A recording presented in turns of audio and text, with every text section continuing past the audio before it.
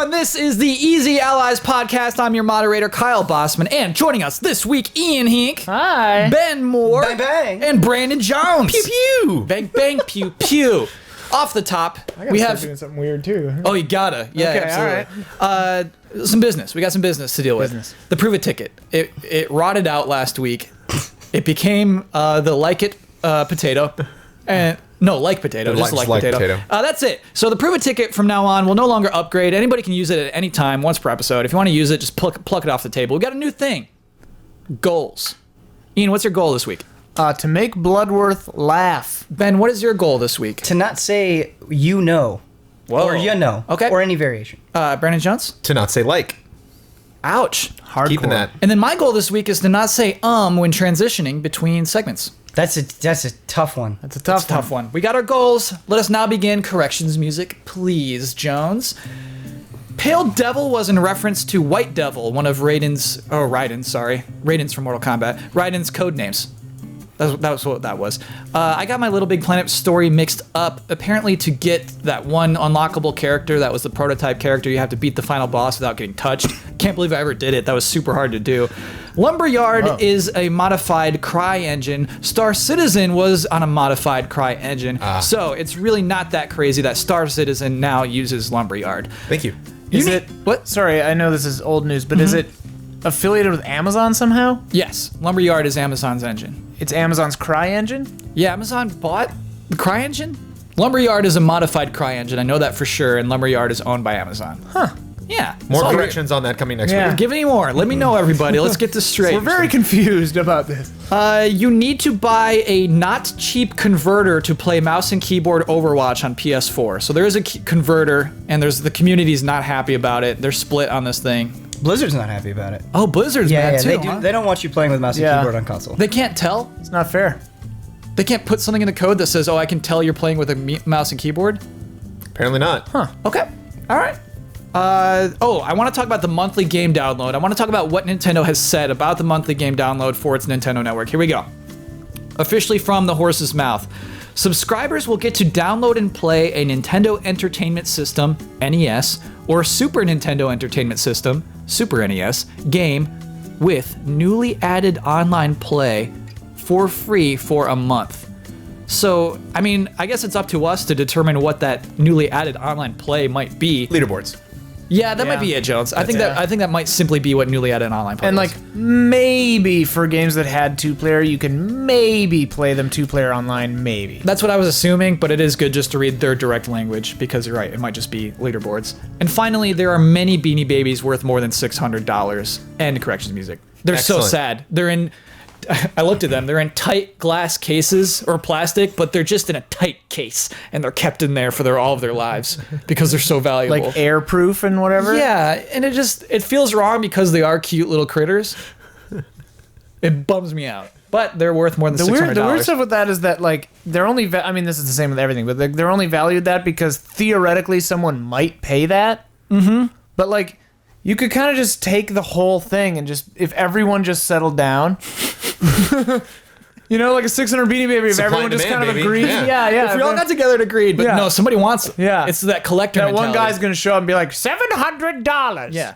And they're like, we agreed to pay 35, Chaz. You send out a mass email. All right, we're going to settle down on the BDs. We decided We're sorry. The great settling. Things got out of hand. Kyle, speaking of adorable stuffed animals, it seems like somebody new. Ooh, if you are a listener, you're missing out because not only do we have Patty, I believe is her name, the purple platypus, we now have a representative for the Red Eagles, whose name is Kaka. Kaka is a little stuffed, not a Beanie Baby necessarily, but about the same size and just an adorable little red eagle. Similar build quality, too, it looks like. Good build quality. Feels good. Yeah. And proportionately sized. Jolie So I enjoy Hanso that. sent that in. Thank you. Thank you. We have 2 reps now for our teams. Feels good. Ooh, I almost said I could feel it in my throat. Nice. Does that good. Does that count? I mean, an editorialized. They're just goals. Nothing happens if you don't get it. Sure. So it's all good. It's just something we were working toward. Self-improvement. Yeah, self-improvement. Make Bloodworth laugh. I'll feel it in my bones. I'll know. Go ahead. You got another over there. It's all good. He can say it. Yeah, I can say I'm all day. Yeah. What's You wrong? know, like he can say as much as he wants. I just don't remember the sound that we make. When we were. Oh, no! Already. No, it's Sorry, fine. that It's was fine. probably No, really we're just loud. striving I'm for sorry. self-improvement. It's okay. Oh, just.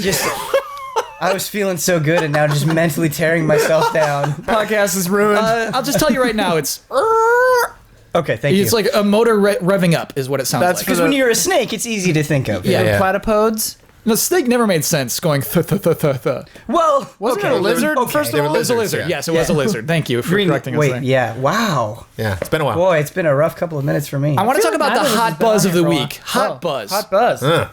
Michael Flynn. No, Zelda DLC. I want to talk. Tron? No, Is that who that is? Yeah, Flynn's Arcade. Flynn's Arcade. National Security Advisor, formerly. I Russian want to Arcade. talk about Zelda DLC, a season pass. Oh. No game announcements, huh? Not really. News coming at me through chat. Yeah. Some streaming chat asks me what I think about the Zelda Season Pass. I was like, ha ha ha, good one. No, it's. Oh, wait. You need to have an opinion about this, and so You need to. Blood sent us the promotional. I forget what it's called. The press release. And so I think it's worth reading this word for word, just like it was for the Nintendo thing. Jones is excited to read this. can't wait. Because it's insane. So here we go. If you don't know about the Breath of the Wild Season Pass, here's everything you need to Here know, it comes. audience. Starting when the game launches on March 3rd, players will be able to purchase an expansion pass for $19.99. Okay. Granting access to 2 new sets of downloadable content for the game when they become available later this year. Immediately upon pre-purchase or purchase of the expansion pass, 3 new treasure chests will appear in the game's Great Plateau area. One of these treasure chests will contain a shirt with a Nintendo Switch logo that Link What? can wear during his adventure. This isn't a joke. This is real. This exclusive is to the expansion pass. Oh, no. The other 2 will deliver useful items. That's it. Items you can use. Yeah, as if the Switch. They know the Switch shirt is They useless. know it's They know. garbage. The first content pack is scheduled to launch this summer and will include the addition of a Cave of Trials challenge, a new hard mode, and a new feature for the in-game map. Great. The second content pack will launch in holiday 2017 and adds new challenges that will let players enjoy a new dungeon and a new original story. The expansion pass will be available for both the Nintendo Switch and Wii U versions of the game and are identical. Content packs cannot be purchased individually. Ooh. Whoa. Repeat that last thing. Content packs cannot be purchased individually. So if you want that Switch shirt, you can't just buy the Switch If you shirt. want that Switch shirt in your Wii U version of Yeah, Zelda. you can have Right. that. And that's, Jones, that to me is probably the point to launch from, because when I heard Season Pass story mode, I treated it like I do any other Season Pass. I say, oh, I'll just buy the things I want. I'll just get that little story mission, whatever that turns out to be. No. You're buying everything, bud. You're buying all of this $20 package. This is how Nintendo does it. This is how Yeah. Nintendo does DLC. Can they get away with this? I mean, they're going to because they get a free pass for everything. it For seems Zelda, yeah. Like, For this franchise, they're People will buy it. People Yeah. will spend money on this $20 thing, not knowing what it is, because we want those Switch shirts. the Switch shirt would make me not buy it, almost. It does, because here's the thing, Ian. World-shattering Switch shirt. I want that story, but I don't want that chest in Right, my Zelda right. world with a Switch shirt. you know it's there. Yeah. Yes. It's like Go buy poison. It is. Here's one of the things that does not make sense about the way that they've worded this announcement. Yeah. They have to know that to everybody in the world, the most interesting thing is the new story stuff. Yes. And they don't say anything about it. Right. They just say, yeah, it'll come.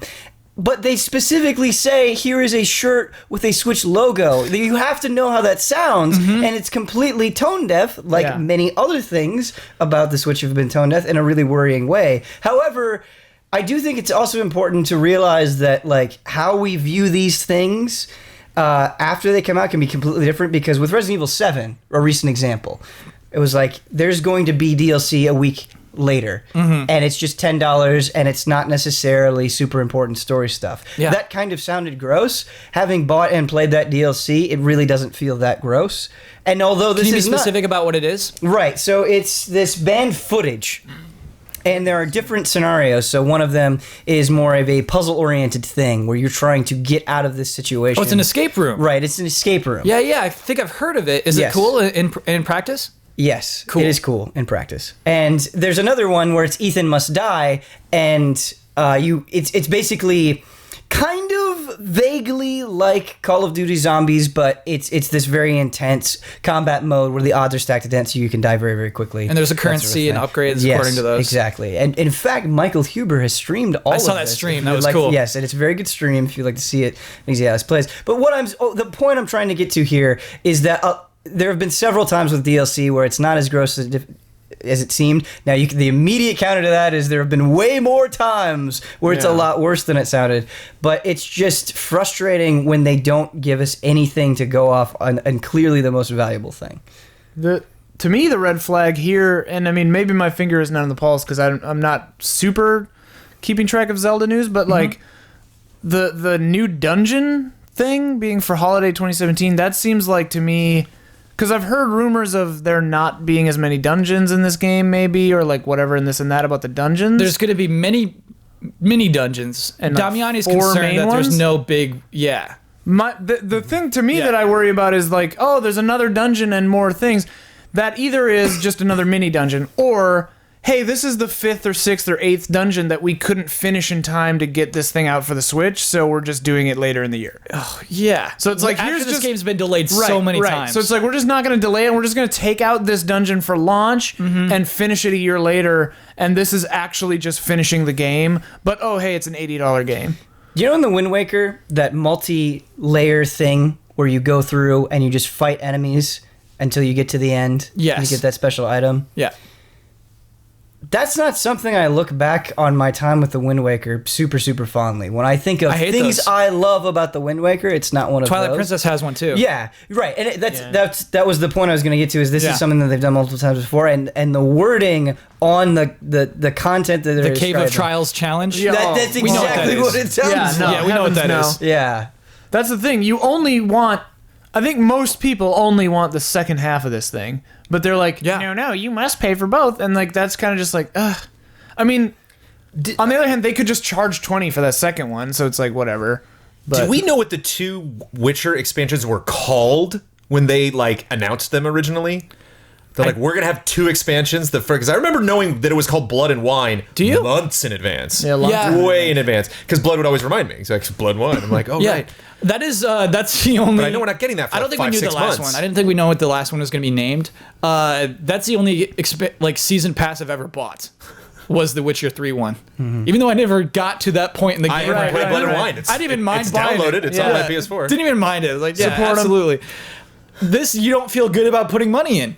Like Ben said, they didn't describe it enough. Why would you feel good about this? One of the things is if they named it, it'd be a little more Yeah, sure. interesting. Yeah, You know, absolutely. if the whole season pass was called something and it had a theme, and the Right. press release came with like that logo of it, so it's Yeah. like whoa, and like you're not gonna get even if it was just one big thing in December. It's like wow, The Curse I'm of the so looking Goron. forward Like to that. even just Yeah, hearing yeah, that. yeah. Whoa. Yeah. Or maybe even like, wow, they're not, you know, even when you finish the game and just like, wow, I'm surprised there weren't a lot of Goron in it. It was like, Yeah. well, we know we're getting that thing though. Yeah. So maybe we're getting that later. I feel like we do this every so often with CD Projekt Red, but once again, with the DLC, they came out and they said, we know why you like The Witcher 3.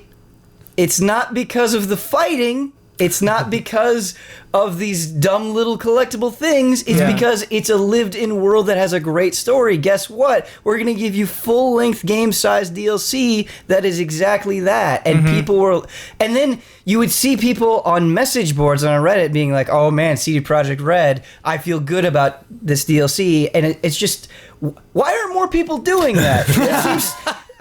It's working. That message is being spread far and wide. It doesn't seem like a complicated... I'm just upset. Zelda, Especially with Nintendo, because Nintendo is a company that like is that, where it's just like all they have to do is listen to the many people that just want all they want is like these 6 things or however many, you know, that's all they want.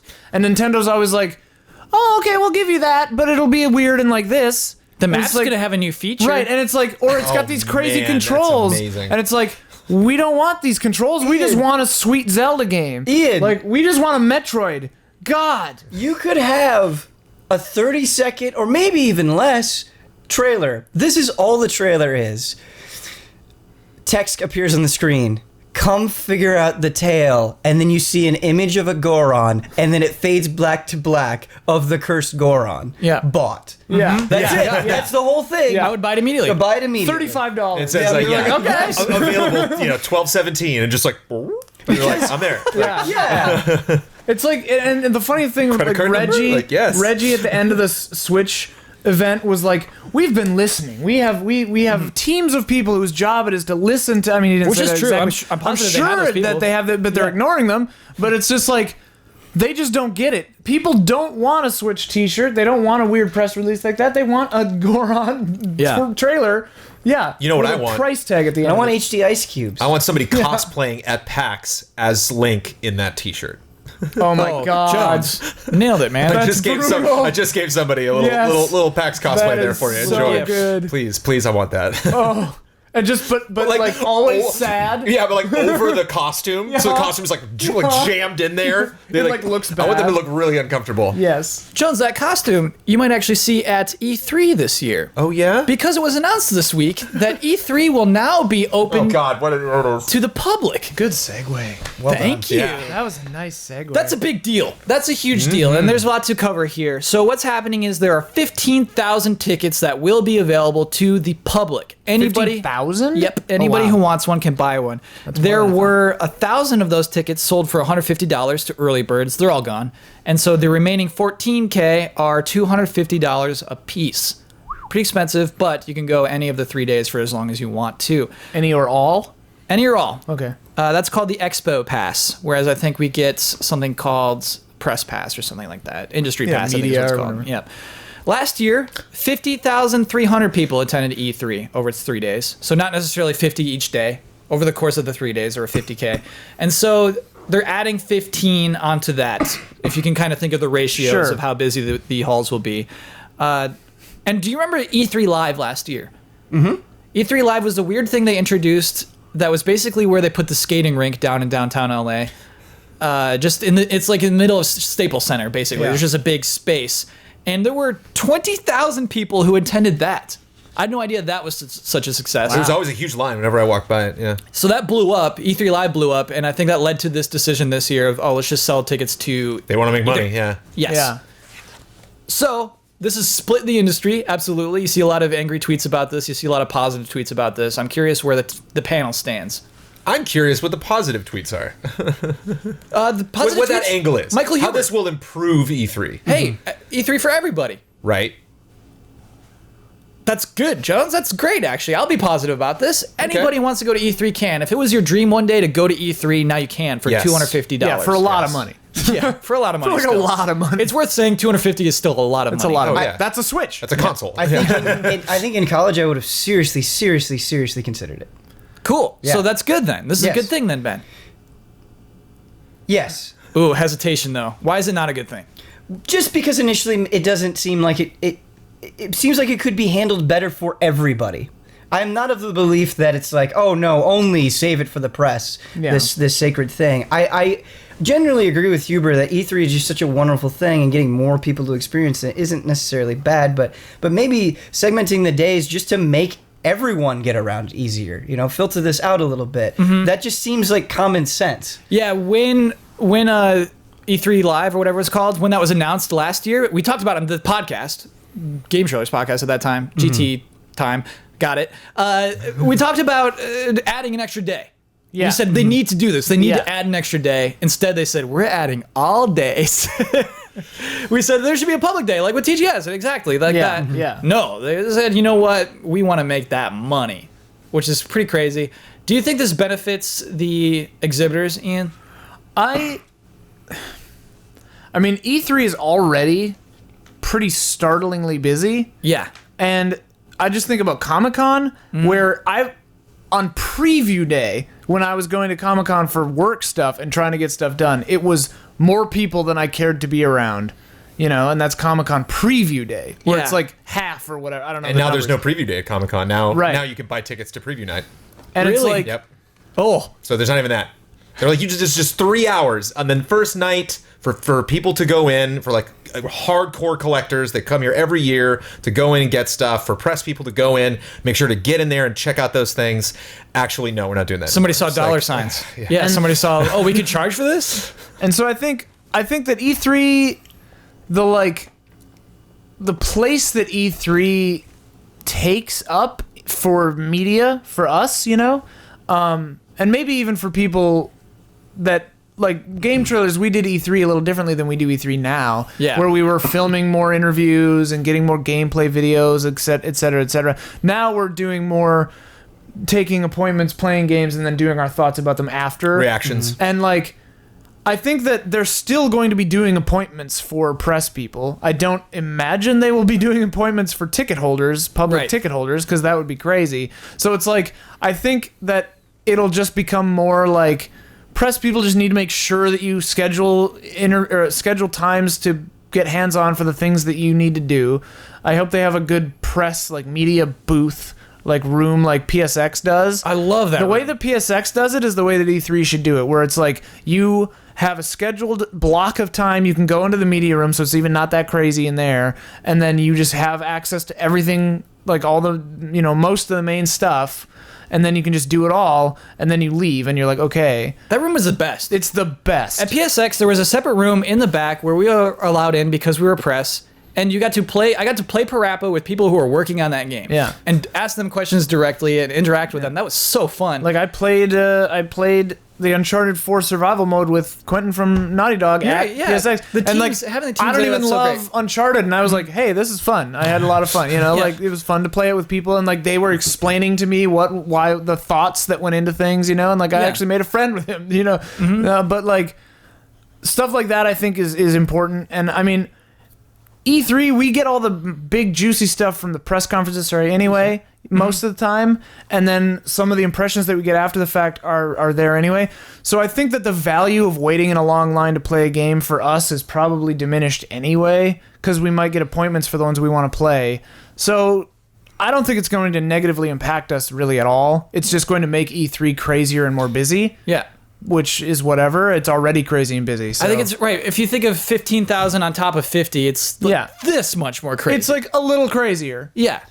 And like I see people like even when it was, I forget that it was industry only, quote unquote, before, because there were people cosplaying before anyway. Yeah, there are. And I'm like, and I was always kind of just like, what do you cosplay? Is it your job as a cosplay? And I'm like, that's rad. Yeah. It's just, there was always like 1 second where I was like, oh, that's a cool fan with the thing. And I'm like, no, this is a professional event. Huh. Which is fine. I don't care. Yeah. But like, it already feels like it's a public thing anyway. So I don't know. Ben, I've talked for a long time. Sorry. What do you think about the future of E3? When I think about it from E3's perspective, Yeah. it makes so much sense because every year I feel like we have more and more publishers that say to themselves, we have the capacity to do this on our own in a more independent way and have more control over the message. Like EA. EA is doing their own thing again this year. Right, and so you have sort of the number of publishers that are fighting for each other kind of going down, and I think in that space, every year when I go to E3, there are more and more vendors, more and more people, trying to sell you monitors or headphones and things like that. And that's traditionally stuff that the press just doesn't have time or interest in. And so you bring in a general audience, right? Everybody has a phone, everybody has Twitter, everybody can say, oh man, I had a great experience here in a way that maybe a press person wouldn't. And so that's really good for E3, keeping that healthy. And also think like the amount of money that they spend, like you think about 2K and the Mafia 3 booth. I think the more people that you get tweeting, hey, look at this sick booth, again, in a way that you'll get a little bit of that with the press, but it won't be to the scale of all of the people. So just from their business perspective, it works. I just had a crazy thought. You just made me think. I mean, this sort of is in line with what you were just saying, but like, this is not a surprising move. In the look at the way that media, like quote unquote press, has been going. Like, we are much more of a personality-driven thing than even we used to be. Yeah. We used to be more news. Yeah. We're now like a YouTube, Twitch, personality-driven thing. We're a reaction channel. And like there are big big people are more popular than us who like are just YouTube personality kind of thing, and like that's becoming more and more the norm. So people who buy a ticket for $250 kind of are press now. Because everyone is press. Yeah. Everyone has a Twitter. That's like a really you're interesting saying. point. Everyone has a YouTube. Yeah. Everyone can stream on Twitch. Everybody is media. Everyone is media. Yeah, that's pretty crazy. That's to the think world about. we live in now. Sure. Jones, you seem negative on it when we first opened this. Do you feel any better about I this? want E3 to survive, so whatever E3 has to do to survive, I'm fine. Like Sure. if I was to speak negatively about this and some executive was like pull me into an elevator or something like that and be like, look, heads up, it was this or it wasn't happening. I'd be like, then this is fine. Because if you have to make those sacrifices. But it does feel like kind of a favor towards fans and not like the question pops up. You're like, oh, how's this going to affect press? And it seems like E3's like, huh? Right. They're like, the people whose job is there to go and cover these games and are then not only just going to go cover like games. It's like, no, I'm a big JRPG guy. I have a list of 5 games that I'm going to check out. Now that list is 3 because there's no way. It's impossible. Yeah. And so how can we work through this? And E3 is kind of like, fans. And it's like, so it's frustrating that it doesn't seem like, you know, we're gonna bring fans into this in this way. It's just like, no, we're just bringing fans in. Yeah. Deal with it. It's like, all right, I'll tell you how I'm going to deal with it. If I have appointments those first 2 days, and the third day, I'm not going to go. Like, why would I go? Why on earth would I go and check out a game? Like, that's just not. So there's like less coverage that I'm not only going to do this year, but I have a feeling it's going to be less and less and less. Jones, we're going every day, dude. I totally agree with Jones, though. And I'm curious to see what the response is, because I can absolutely envision from both a publisher, we want to show our games to the press, so they can get our message out, and the press being like, we're having a harder time doing our job. You know, if you're going to see a push to other conventions where maybe it's a little bit easier to get around. I don't know. I agree with Jones. I think that was it's icky because it comes from it feels like it comes from a position where it's like, look, my opinion is valuable about these games, and you're getting in the way. It's like, who cares? I'm just like another dude. But right. It does. E3 is something I'm extremely passionate about. I love it. For me, it was the birth of game trailers. We went live the day E3 started. It was like, you know, a lot of like the beginning of us like putting that website together was Mike Buddy being like, yeah, E3. And I was like, what? And he's like, the show in downtown LA every year. And I was like, I've never heard of this before. And I've just been like infatuated with it ever since. And it's like, that'll knock it down one more, as far as like, not that this thing is cool and we should do it, but legitimately like my involvement in it. I was like, all right, I'll back out now, because it seems like I don't really have a place there. Like, you do, though, I'm gonna go and I'm gonna check out 4 or 5 games, 2 appointments each day. I'll just go and hit those things that I really, really care about.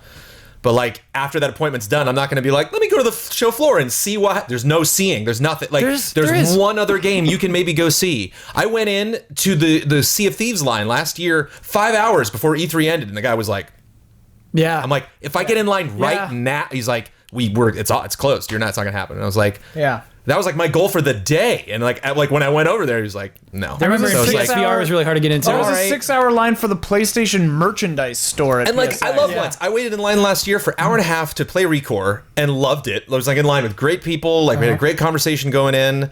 Hubert passed me like 3 times shooting his show like while I was in line. Yeah. So like I love that. That's one of my favorite things about PAX. Like PAX, like I don't want appointments. Like I want to get in line with these people, with these huge Sony fanboys, and like ask them, have conversations about them, about their favorite games and stuff they're anticipating and stuff. E3's not that. E3's a different show. Like I go to E3 to do business. Right. A lot of it. It's a lot of stuff happens in those days. And just that vibe of me being like, I got a couple hours. Should I go? Why? Why would I do that? Not to mention just lines, and not to mention exposure, but physically just getting through that area. It's like, it's just there's some corners where you're just like, oh, no, I can't.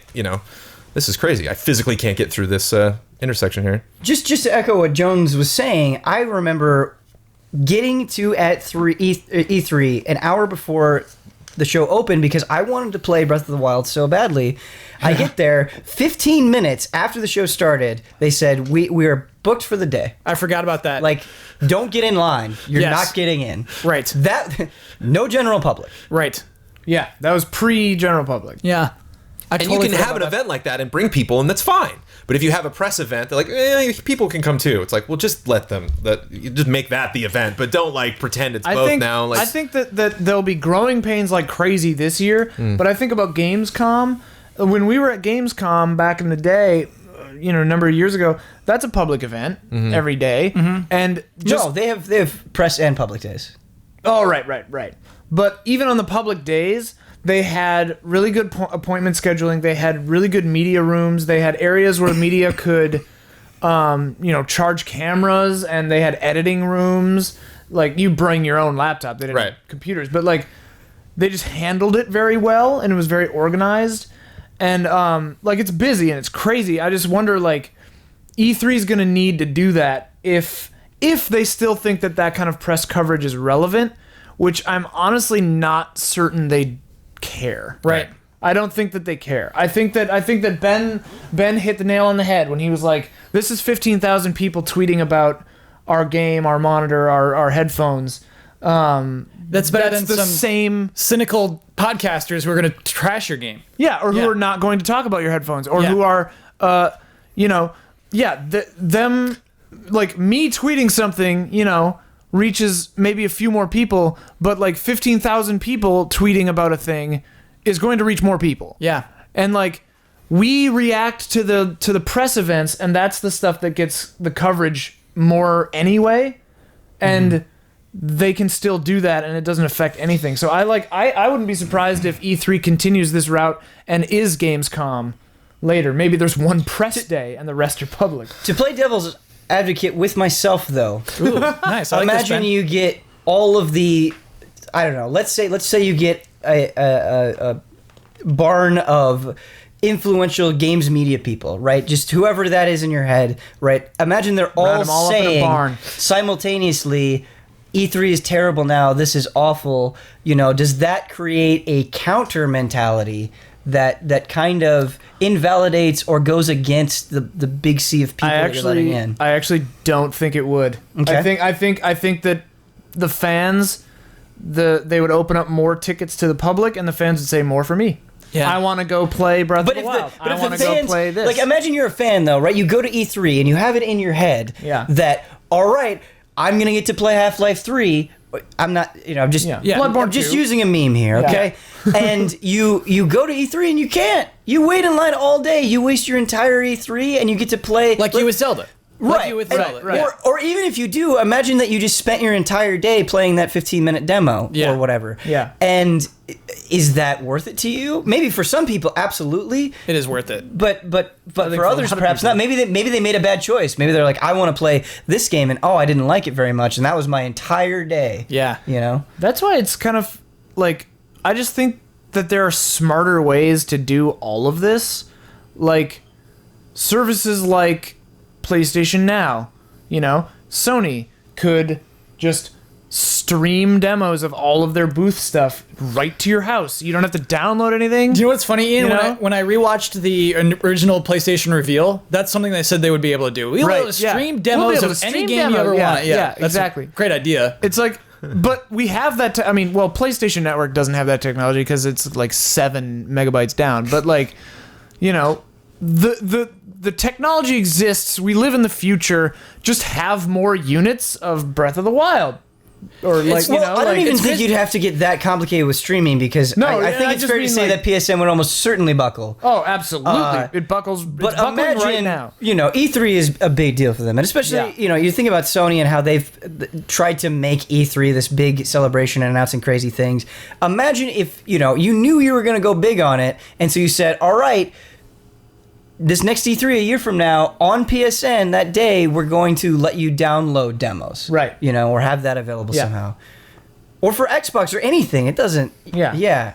There are smarter ways to do this. I You're think absolutely that right. having downloadable demos, just testing the waters more, or just being more aware of what. And obviously, sometimes you're not going to be able to predict what the shadow hits are going to be. But I remember E3, the year Bloodborne happened, like there was one booth playing Bloodborne, and maybe there was another one somewhere else. But There's it's that like cool press booth. Yeah, but like there was the one. I remember there was one machine at the Sony proper booth that had Bloodborne, and there was a line of like 50 people trying to play it. Because they didn't and then know. the one Yeah. next to it, like this War of Mine. I'm just picking a game. Sorry, this War like of Mine. had like one guy playing it. Yeah. And it's just like, bro, you got Half-Life 3. Put like 300 machines there. It's just crazy. like there really isn't another business to base it off of. It's Right. it's a problem It's all unique to guessing. this video game industry. It's very crazy. Yeah. Comic-Con has issues as well with crowds and control, but it doesn't have this thing where you're introducing new video game demos that people will sit and stand at for 15 minutes at a time, where lines will naturally build up behind that person and have to rotate through them all day. It is crazy. Crazy thing to have. Oh, I'm sorry, y'all hear that? Oh, sounds like it's podcast half time. Half time! The following are the official sponsors of Easy Allies for the month of February. Michael Kozachenko, who you can find at Mishakos. Mango. iKeyless. Need a new car key or remote? iKeyless.com has been in the key replacement business since 2002. Ben uses them. Check them out today and they can help save you up to 75% off of the dealership's prices. If you type in offer code EasyA at checkout, you'll get 15% off of your order. Steve Lichman. Life's tough when you're a lich, and Steve's no different. Join Steven and his monster friends for their everyday lives down in the dungeon, battling handsome heroes, muscular magicians, and deep depression. Books 1 and 2 are available for pre-order for a limited time only. Check out the 90-page preview free at stevelichman.com. Neobites, a YouTube channel dedicated to bringing you the most up-to-date news in gaming and all-around entertainment. Check out their official video podcast, Bit News, weekly at youtube.com/neobites. Audio versions can be found on SoundCloud and iTunes. Scorn, an atmospheric horror adventure developed by Ebb Software, set in a nightmarish universe of odd forms and somber tapestry. Go to scorn-game.com for more information. Sweet Justice, a sound design company based in England that's worked on Battlefield, Mirror's Edge, and Call of Duty. You can see and hear their work at www.sweetjustice.audio. All these links are available in the description. Thank you to our sponsors. One thing before we move on from E3, I would like to know, the panel, if you would recommend to someone who listens to this podcast if they should go or not. To E3? To E3. At least once. So it If is you're worth going if you're a really big fan and you Sure. have and you there's something in me, I've always wanted to go. You should. It's a strange thing. Life's short. Yeah. It's interesting. Because the booths and stuff usually blow out pretty crazy sometimes. They'll be crazier this year knowing that there's normals running Yeah, around. more than PSX or PAX, yeah. I got my first video game magazine in 1998. In that issue, Okay. Ooh. there was I think it was PSM. Yes, I love PSM. One of Love the greatest. PSM. Oh, PSM Yes. was my everything back in the day. Oh, man. Yes, PSM was amazing. Always had God, I custom loved art it. on the cover. I I always loved it. loved And the that. best. stickers that it came with at first. Memory Oh, card. You put them man. on your console. Yeah. Yep. Oh, boy. PSM had an edge to it, man. Okay. Yeah. Anyway, it was actually the PSM issue. Squall and Renault are on the cover. It's great. The custom art. Anyway, remember that sorry. There was they were talking about E3, and I didn't know what E3 was. My first exposure to it, and I said, "This looks like the best thing ever." Yes. And every year I followed it since then, and my impression of it got more. I got more and more infatuated with it to the point where I was like, I made a bucket list, and on that bucket list was go to E3, and. When I got there, the first year I was there, I was like, I hope this lives up to years and years and years of expectations. Blew it away. Blew it away. E3 is amazing. It's as good as it seems. And if this story resonates with you even a little bit, if you hold E3 in that regard like I did growing up, yeah, man, go to E3. Cool. Yeah. It's interesting because it does have, and it'll change now, but it has a different vibe than PAX or PSX or anything, because those are all very, like, they're very fun, and the energy is very, I don't know, cool. It's a And, like, it's a celebration. celebration, and it's just fun, and like everyone is just very excited to be there, and it's about the fans, and it's about meeting up with people and having a good time with friends and stuff like that. E3 so far has always been like, damn, we gotta cover these games. Like Exactly. we gotta It's see anxious. this Because stuff. the future is happening. Because like everything was just announced, like Yeah. a game I didn't hear about 3 hours ago Yeah. is right there, and I just have to wait 6 hours to play it, and then I could talk about it for 4 minutes on a video and say, yeah, it was cool. I've had plenty of fun days of E3 walking around and not playing that much. Just seeing Well, the I mean, things is that's kind of cool. that's the weird thing for me is like I feel like an outsider to this because the way I do easy update or mandatory update back in the day was like we intentionally don't wait in line and play shit. We Yeah. just like stuff. We just like we go around and just, you know, talk to people that are waiting for stuff. We look at things and make fun of them or make jokes and stuff. So to me, like, this is nothing but good because I don't do E3 right. Yeah. My goal for I easy intentionally update do it wrong. is to get you in early when they're laying down the carpet Oh my god. to like interview them like while they're doing it. How'd you Like, pick your mark carpet? Yeah. There's oh, that's a great those idea. scoops? I've got some big stuff, big developments coming for carpets this E3. Oh, whoa. So stay tuned. for Great that. tease. Mm-hmm. Another huge event that continues to grow, Evo. Evo, the Evolution fighting tournament that These happens. transitions. Yeah, like these transitions. You deserve a pat. Clean. That was good. Yeah. Great. Very Nice. proud of you. Clean. Let's Why is ta- it called that? Sorry. Yeah, Evolution? Yeah. I never know. I never knew. I never know. I got nothing for you. Let us just know. been We'll called talk Evo, about it yeah. in the corrections next week. So here's something interesting that Evo did this year. It had 8 games. Sorry, 9 games? No, 8 games. 8 games announced as these we're definitely using these games. Maybe I can go through them. Let me see if I can name off the 8 games. Challenge. Street Fighter V, Tekken 7, Guilty Gear, Xrd, Blaze Blue, the newest version, Injustice 2. We're at 5? Mm-hmm. Okay.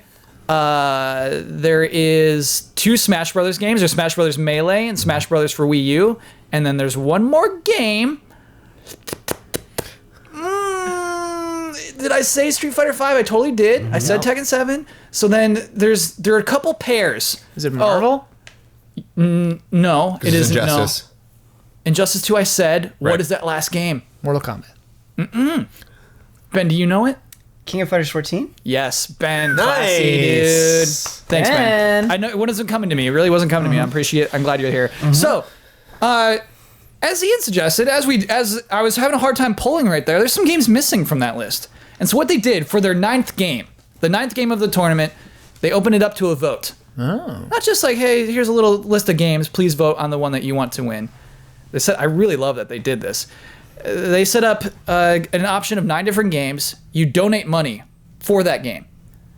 The money goes to Make-A-Wish Foundation, Make-A-Wish International. So all the money goes to a good place. But if you want that game to win, you put your money where your mouth is and you say, this is how much I think that game should win. Mm-hmm.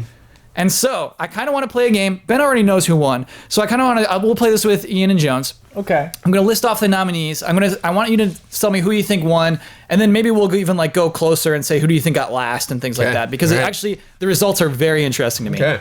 Okay, so here were the nominees. ARMS, Oh wow. Oh wow. Okay. Killer Instinct, Mortal Kombat XL, Nidhogg, Oh. yeah, Pokken Tournament, Yes. Skullgirls, Okay. Yeah. Super Street Fighter 2 Turbo, Yeah. old school, the old school one, Ultimate Marvel vs. Capcom 3, and finally Windjammers. Who do you think won that? Who do you think won at the end of the day? I would love it was Street Fighter, Super Street Fighter 2. Me too. I thought I had a Nidhogg. chance My guess would be Nidhogg or Windjammers. because of internet trolls. Just because I think it'd be fun. Or Pokken. Nidhogg didn't do great. Windjammers did do pretty well. Yeah, It got or some good ARMS. troll money. It got some good troll money for sure. Windjammers.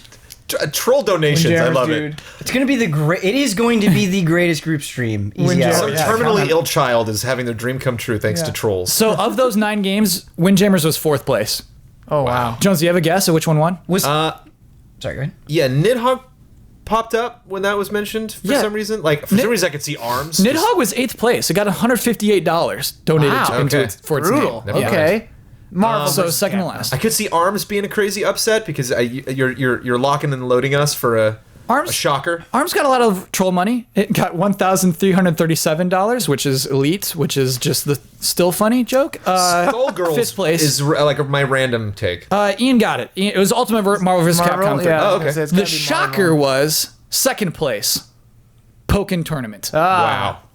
Here's how that worked out, too. So, Killer Instinct was 3rd place. Still a huge franchise, still has a huge audience. $6,116 were donated in the name of Killer Instinct in 3rd place. Then there's a huge spike after that. Pokken Tournament got $62,000 and 431. Whoa. Ultimate Marvel vs. Capcom 3, 71,640. So it was around $3,000 difference, but that huge leap from Killer Instinct back down at 6,000. There's like a 6,000%. Yeah, or whatever. I don't know math. 1,000 person. I don't know. But that's crazy that Pokken Tournament got that far. Apparently, it's got a big audience in Japan still. They have arcade cabinets there where they can train and get good. We had fun playing it. Yeah. Game doesn't make any sense to me, but Ben, are you surprised by the winner? No, I'm not. Is there anything that surprises you about how this all worked out? The Pokken thing surprises me. Me too. Just because of that North American perspective. Because, like you were saying, Pokken, you can play it in Japan in an arcade, which is how a lot of the fighting game scene is sort of still going on in Japan. But in North America, it's like, do you want to play on your Wii U, this very, very, very dead console, regardless of how you feel about it? Whereas, oh my God, I gotta stop doing that. I'm so sorry. Whereas, that's fine. No, I said you said Oh my God, it flew by. Yeah, we don't even notice it. It's It's like. It's not Marvel, or it's not Evo without Marvel. Yeah. Oh yeah. And oh gosh, it's really bad. I'm glad I had that as my goal. But the thing is, I know. You looked at me and said, and I'm like, yeah, I do know. We do right. know. Right. You're right. We support you in this. I don't know where I got that from. It's a affectation. We all say it. Sure. Like and are like very Southern California. I think what I'm trying to say is I think about the Marvel community, and I enjoy Marvel. It's a fun game. It is not I don't love it the way I love Street Fighter, but I think about that community and the passion and the dedication that they've had and the moments that have come out of Ultimate Marvel vs. Capcom 3, and I just don't have any association with that with Pokken. Yeah. And so it is shocking to me, from my perspective, to see it be so close to Marvel. I almost feel that a lot of that Pokken money was not Marvel money. Do you know, once it was, I just said, once it was after 10,000, it was pretty clear that it was just down to these two games. All the other games were kind of left in the dust once we got to 10,000. Yeah. And so then the two games just started fighting each other, and very little money went to any of the other games beneath them. And so I do feel like a lot of that money might be, hey, I don't want Marvel to win. I hate Marvel. And so wouldn't it be funny if Pokken wins? I do almost think a lot of that is that. Because that's why I wonder, what is the main impulse, do you think, for someone voting on something? Is it because, I just like this franchise, it is my favorite thing, I want it represented, period? Yeah. Or for something like Pokken, are you like, I want to see the best Pokken players in the world? I've already seen the best Marvel vs. Capcom players in the world. Right. I'm dying to see two people on this game that are incredible. I want to see them to do stuff with Pokken Tournament I didn't even know was possible. And we should state, though, that this is potentially the last possible year for Marvel vs. Capcom 3. Well, not possible, but 4 is coming. Yeah. We got that trailer. It's coming next year. It'll obviously be in EVO next year. And so it's just, you gotta have Marvel, but basically. It's almost unfair that it was part of this vote. You do say that a lot of it could be not Marvel money, and that makes so much sense to me because you see a pretty strong sentiment that is saying, EVO is just a Capcom fighting game tournament, or, there's not enough diversity or things like that. And so that makes a lot of sense. I do think what gave Marvel the edge is I think there are more well-known and popular Marvel players than there are Pokken players. Like, people want to see those rivalries play out in Marvel in a way that maybe isn't quite... And I'm admittedly not very knowledgeable about the Pokken scene, but I just don't think it's quite there or has that history that Marvel has. Yeah. Good point. I wonder if they'll learn for the next EVO, though. I wonder if they had such a huge reaction to Marvel now that they're like, well, we know Marvel's in the next one, so I wonder if they do this next year. I would love to see... Because I think it's kind of unfair having, Killer Instinct, Marvel, Windjammers. It's like, those are clearly different categories. Yeah. I would love a solely Windjammers list. That's just ARMS. The joke just Nidhogg, Pokken, just joke Nidhogg. game. I hear you, Jones. They're all ooh. I want to take that That's a one tough step pick. further. Yeah. When you say an only Windjammers list, I want a list of only Windjammers. See which one makes the most money for some arbitrary reason. The original Windjammers or the re-release on PlayStation 4. It's the other one. A great way to do that, though, I think an innovative way to have people vote on what the last game should be. Yeah. I really like that I they like did that that. they did Everybody wins. Everybody wins. Yeah, Well, except for those other 8 games. I'm sorry, but if I could add all that together, we're looking at a lot of money for Make-A-Wish International. I think that's pretty cool. Yeah, it's is like very more than cool. $100,000. It is now time for Love and Respect.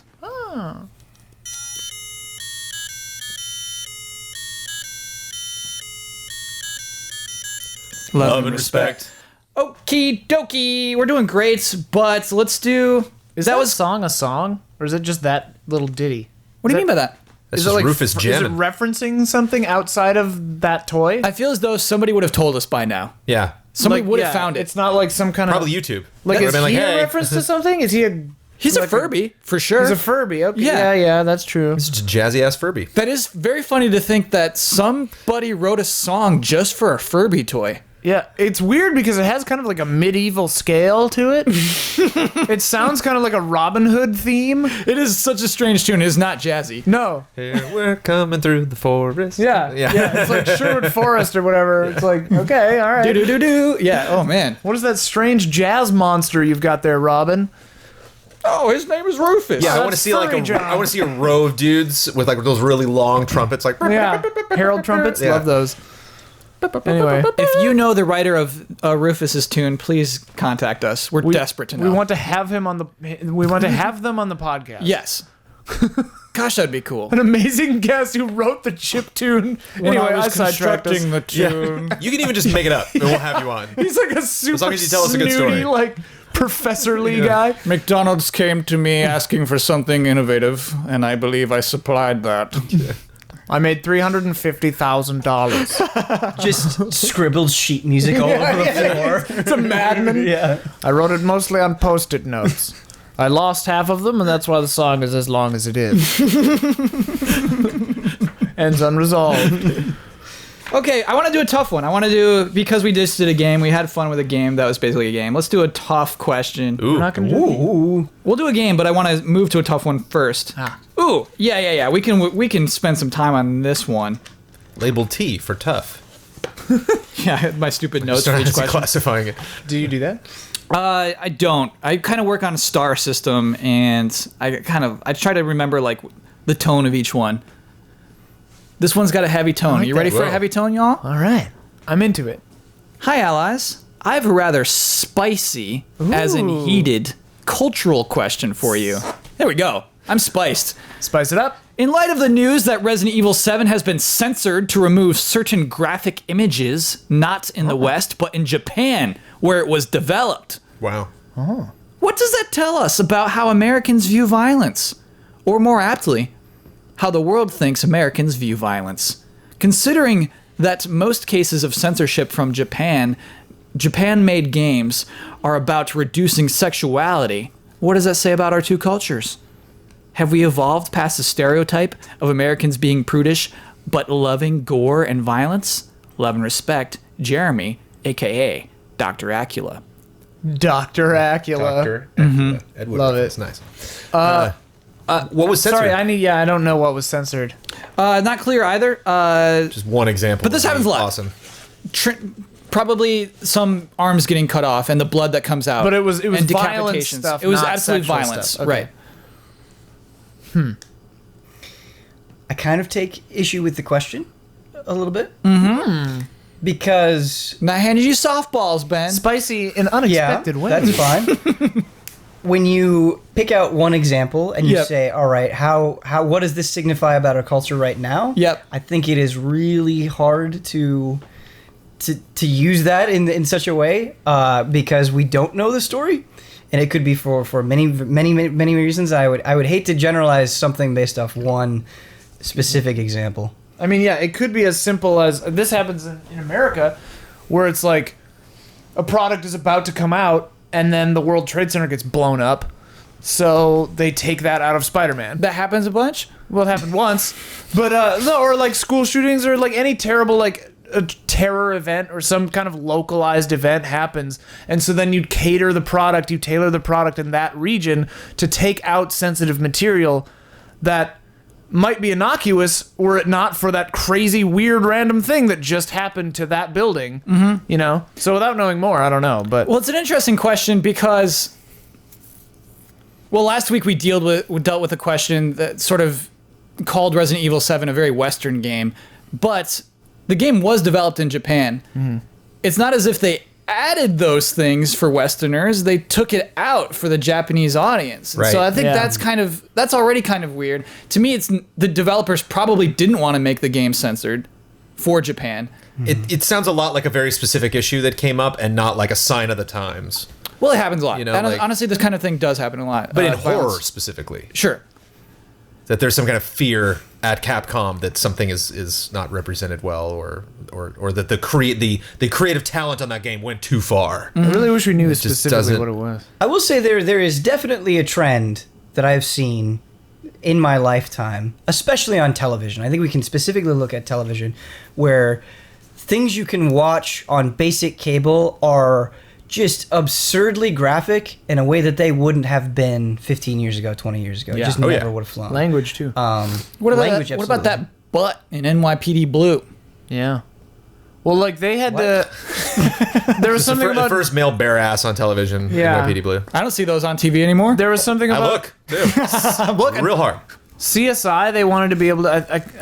I'm probably going to butcher the details of this. I don't know exactly which show and whatever. But it's one of those CSI type shows wanted to show like a nude corpse, like Whoa. of a woman or something. CSI. On like NBC, and they were like, "It's a cadaver. It's medical. It's fine," you know. And like they had to like fight for that. And I remember that being like a thing. And they did it. I think so. I don't know. It's probably Hannibal. Well- Hannibal, dude. Hannibal was the most disturbing thing I think I've ever watched, and it was on NBC. I was like, what is happening? Yep. Should we talk about the other side of the question? The dead or alive beach volleyball that never comes to the U.S. Are Americans prudish? It's very interesting because I have a direct example vis-a-vis the American youth. My cousin was asking, this is back when we were making Seedlings, and my cousin was like, well, is it okay for kids? I'm like, yeah, we work very hard to make it appropriate for all ages. And I go, there's a little bit of violence, but violence is vilified. It's the bad guy of the series, you know? And she goes, oh, that's okay as long as there's no sex. And I was kind of just like, that little phrase right there. I was kind of like, I thought about that, and I was like, shouldn't it be the other way around? Really? Like, shouldn't we want people to grow up and enjoy sensuality and being part of the, you know, the Well, it's human just like experience, you said, and not chopping people to You pieces? had an easy answer to that because you were like, no, there's a villain on the show and that's kind of violent, but like the villain's vilified. So like, Yeah. you're done. That Yeah. conversation with your kids, see his behavior, bad. Right. Done. Yeah, violence as a concept. See that other is thing the those two bad people guy. are doing? This is hard to explain. Right. Listen. You see, they like. So can I do that at school? No, because Right, Like, yeah, Stephanie's cute. okay. Can I? Like, no, because like, but I can't like hit her. Like, no, that's bad. There you go. Okay, answer Yeah. that question. Yeah, Phew. dealt with that. Whereas the other one, like, It's just very sad. It's very sad sticky. because then it becomes embroiled in this thing where it's like people start getting this like problems built into their Right. psyche about sexuality and stuff, and that's not good. But isn't it just an issue of communication and normalization? Because I feel like Right. a lot of the reasons why violence isn't seen as that big of an issue is because I've heard parents say, even when I worked at a game store, they're like, oh, you know, we can't avoid the violence; it's everywhere, and so they just accept it, and so it gets Right. exposed and it gets normalized. Whereas I feel like with sex, like what I think you were trying to say is we try to hide it so much that it becomes this taboo in a way that it is a little strange. Well, it's counterproductive in a lot of ways. Like abstinence-based sex education programs just don't really work generally. I mean, we don't have to get into that kind of stuff, but like, I mean, it is an interesting thing because in America, We're getting into it. well, in America, well, I like that we violence turned is the violence fine. conversation into sex. I'm really proud of us. Well, Continue. well, That was half the it's question, all Joseph. part of it. It was the absolutely- sexuality no, I stuff like because it. yeah. I like where this is going. That's all I'm saying. it's interesting too because Japan has a history of censoring sexuality stuff in different ways than America does. Yes. Even in stuff like pornography, where it's like, this is the whole reason this Yeah, right. exists, and then you're still censoring it. That's so weird. And then also you have a club or like a restaurant where you can go and everyone's dressed like cat maids, and it's like, okay, that you don't find that in Ohio generally. Did you check that out when Yeah. you went to? I went to a cat cafe that had actual adorable kittens. Wonderful. Whoa. Hot. Now we're talking. No, I mean I'm allergic they were to cats. That'd be hell. So I'm sorry, there were kittens in the cafe? Yeah, I feel like I'm inadvertently being trolled here. Actual No, kitten no, animals. yeah. No, that that's- I went and I bought treats for and I fed them and it was wonderful. So it's and like a petting zoo, but with kittens. Yeah, and what's great is the kittens they don't even care about you. They're so used to humans that you can just go and just relax and you can sip on a wonderful beverage. And when I was there, I had a serious moment, Kyle. I thought the world could be so simple. Yeah. I hear you, Ben. I love this like transformative journey to Japan. I'm sorry. We'll get back to the question. I have one more though. I'm sorry. That I'm curious about this. Are they all kittens? Meaning that the No, cats no, have to go after a certain age. No, They kill no, them. they were Okay. for the most part they were adult cat. I went to 2. I liked it so much that I went to 2 of them. This is good. For the most part, they're only adult cats. Okay. Because the kittens they had them there, but they were like, they're not ready yet. Right. I was Oh, like, okay. okay, I They're not respect ready yet. that. Yeah. I will leave the. Are kittens there alone. puppy and dog versions of this? There was I would go to a dog version. a rabbit version that we almost went to. Don't know if I'm allergic to rabbits. I'm allergic as hell to cats. Oh, I have to. Everybody should look this up on YouTube. Look this up. I know Okay, we're we go. going into animal zone here. That's all but right. There's this Shiba Inu in Japan that will. He's okay. So there's this glass sort of bed. Not a glass bed, but he lays on this bed and it's clear in the glass. When you go up to, it's like a convenience store, but it's just this small little window shop, and you can see the dog sleeping in his bed behind the glass. And then when you get up to the counter and you ring the bell or something like that, he gets up out of his bed and he jumps up and he services you. What did he do? What do you mean he services me? I think. I need to rewatch the video. It's been a long Like time, he so I could be works at getting the the store? I could be getting the details wrong, admittedly. But I think like you can point to something and he will grab it for you. Oh, and then like bring it up to the window. Right, and there's a human attendant there to help Sure. out and make it easier. But yeah, I think That's it's worth beautiful. Ben, Yeah, there's look this up. clearly hundreds of differences between our cultures. Yo, yeah. right, Mega, right. mega yes, differences. yeah. That would never fly. Yeah, I think would that's the never- most important thing to say to US. bring this Yeah. back around is maybe Yeah. something that's relevant. It's so weird when we see one example and we define a whole like that's bad. That we shouldn't do that. Right. And talking about the animals, you're realizing that these are different places with very different ideals and different things that they view as important or weird. Yeah. You know. Yeah. Yeah. I don't know. It's all very strange and different. I love it. don't be sad. Don't be sad. If you live in Japan and your Resident Evil 7 got censored, it's okay. Not gonna make or break it. I have a random lame, question, but- but it's specifically for Ben. Ben's here and it's on top of my brain. Sure, go ahead, Johns. Do we make Japanese games? Whoa, what does that mean? Do American developers make Right, games that right. take place in Japan and star exclusively Japanese people? No, I can't think of any. No example. one does that. We don't do that with movies. But- And yet we have this Capcom-made game that takes place in the bayou in Louisiana, no Japanese people in it. There's always has fascinated me about Japanese culture that they make way more games. What's the game called? that don't have Yandere anyone that's Simulator. Japanese in it. I bet that is a. there might be like indie games that Yeah, do that, like but you're right. Hatoful Boyfriend. I Like don't know even where that even was like the made. ninja in Final Fantasy VI is like a white guy. I was like, whoa! I remember playing it and being like, there's no Japanese people in this You game. think about For Honor or even Civilization, right? It does not fulfill that quota of exclusively Japanese people dealing with the Japanese Right. situation, but it is using elements of those cultures and trying to do them, I would say, somewhat faithfully. Yeah. I think that's a boon for Japan. I just think that's awesome that like as a culture that they Well, reach out and like are but then there's are other, trying to like- tell stories in other countries where we don't really. There are also Share that. very interesting cultural things, and I mean, I'm not a historian or a scholar of this, so I mean, I hope I'm not putting my foot in my mouth, but after World War II, there was a cultural shift in Japan, and like an interest in the West and Western culture definitely increased. So I think that probably has something to do with that too, where they're making these games for Japan. Sure, Because there's a very big interest in Western culture in Japan, you know? And then if it also sells well in America, Yeah. You mean how it's just GTA still sells well in Japan?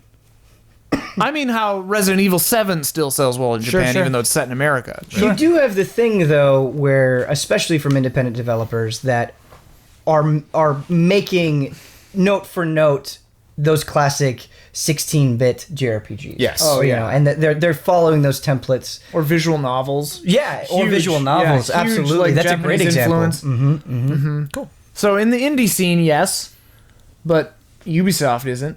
Yeah. Until Assassin's Creed is in Japan finally. Well, one of the side-scrolling ones was, but I think they or did China. China. Asia just at large. I mean, Asia at large. but yeah. Get on it. Okay. Tough question to answer. I don't know if we really answered your question, but We yeah. it's tried just- 20 different ways. Yeah, Yeah, danced yeah. around it, but Censorship is I always think in kind of smart weird, ways. but Yeah. whatever. Very I curious to see guess. what got censored. We're just here Yeah. for discussions.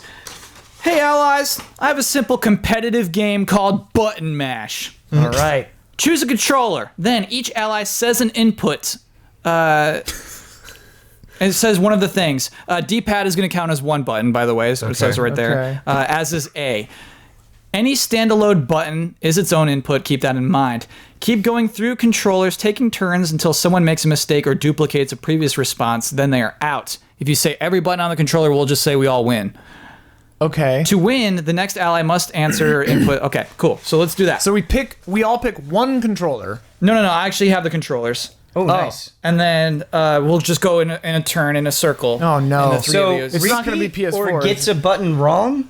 Right. Okay, it's fair. And they've listed out all the buttons. Right. For Okay. me. Okay. Love and respect, Stephen Beaumont. Here we go. Beaumont. We're going to start with an easy one. As directed, the NES controller. Jones, kick us off. X. The NES controller, you failed. Oh, Jones sorry. is out. I thought it was SNES.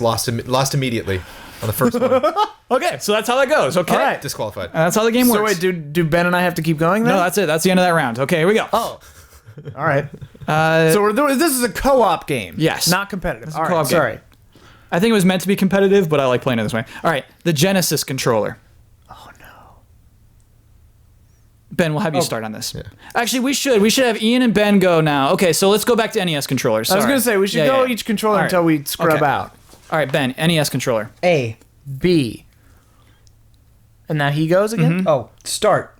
Select. D-pad. You win. Okay. Reset. Jones, you're back in on this one. Nice. We're doing the Genesis Oh controller. wait, hold on a second. This. Yeah.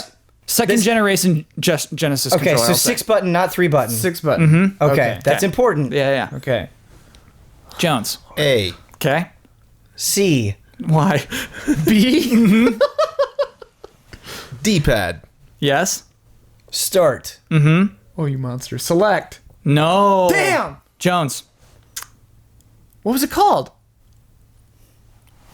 Jones. I don't know what the other three are called. I was not a Genesis guy. Make a guess, man. Oh, I remember. Yes. XYZ. Oh, okay. X, Y, Z. Y. Jones. See? Yes, that's it. That's I everything. should have done that. So there is no It select. was only a start button. that Yep, one yep, button. yep, Just one yep, start yep. button. I remember that right. I yeah. think that was the trick of that one. That's very good. I like this This is game. an interesting game. This is fun. N64. Oh. Jones, do you want to start each Wait other? a I feel minute. that's unfair. What's up? Analog D-pad. Well, I'm giving All right, yeah. The All right, sticks- we'll have Ian. You start on this one. Well, okay. D-pad. Okay, always good to start with that. Yeah. Jones. Z. Trigger. C buttons. Yeah, that was my question. Are those 4 buttons? They're 4 buttons. Okay. So I'm just gonna count them all. C up, C left, C down, C right. We'll just call them C buttons. Because yeah, once we got one, we got them all. Yep. Ian. Oh, B. Yeah. Jones. A. Uh huh. Start. Yeah. Oh, me again? Mm-hmm. The analog stick. Yes. Jones. R. Yep. L. We win. That's all of them. Nice, everybody. It's fun picturing them and like Yeah. you can feel them in your mind. You know, like my hand is here. Well, I'm gonna save that one for last because My brain somehow put shoulder buttons on the Genesis controller. I'm like, that ain't got shoulder buttons. All right. The Wiimote didn't. That's Plus Super Nintendo. with nunchuck. Jones, you go Wait a first again. minute. So we're counting every button that would be connected to these two things. Oh, dear. Okay. Why say Wiimote Plus though? Is that including? It doesn't. It doesn't Okay. change anything. No, it doesn't. But that's just how it's written. All right. right. Sorry, just Okay. want to be clear. Jones, go ahead. 1. Yes. Good. Plus. Yes. A. Minus. B. Yes. Uh huh. The Z trigger on the nunchuck. Yes. Jones. Is that also called a C button? Is it C? Yes. Yeah, the one on top of the Yeah, nunchuck? yeah. C little and Z. baby C, Well yeah. done, Jones. The power button on the Wii remote. Yes. The home button on the Wii remote. Jones. I got nothing. Oh, Ben's ready. Ben's got one too. Yeah. You're out. I'm out. Okay, Jones is out. Ben. The analog stick. on the Yes. Oh, on the nunchuck, right. Pretty sure no one has said B yet. The trigger on the Wii remote. We have said We B. have said B. You did? I think Yeah. we just have one more thing. We actually have two Two? more things. Okay. Ben, do you know what they are? I don't believe we've said D-pad. Right. Right.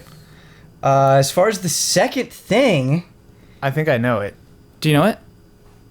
It's 2. Ian's right. Oh, we didn't say 2. I just thought we said 2. I know, we Who kicked said off. B? Did John you say said B? 1, and then we gotta knock them off Yeah, in a sensible we order. were hurting ourselves. Because something like 2 will get Okay. dropped. Okay. Yeah, Who said B? I He said said A. the so I C think- button No, on you top said of the the B. nunchuck. I think B I was in said the B first trigger. trigger. I've been crossing them off the thing. All Pretty right. sure nobody said B trigger, but maybe I'm wrong. B's not a trigger. Oh yeah, B kind of B is the trigger on the did say B, nunchuck. though. All right. He said C button All on right, top it's of the okay. nunchuck. When you got a new controller, We got a to new focus. controller. We'll when I'm not somebody trying to defend myself. I'm it's just all right. curious. It's all right. When somebody starts a category, we Yeah. finish that Finish category. that category. We're helping Original its co-op. Xbox. Ben, kick us Oh off. God. The original Xbox. The black button. Yes. The white button? Uh-huh. Jones? Right trigger. Yeah. Left trigger. Yeah, I like this order. I like this.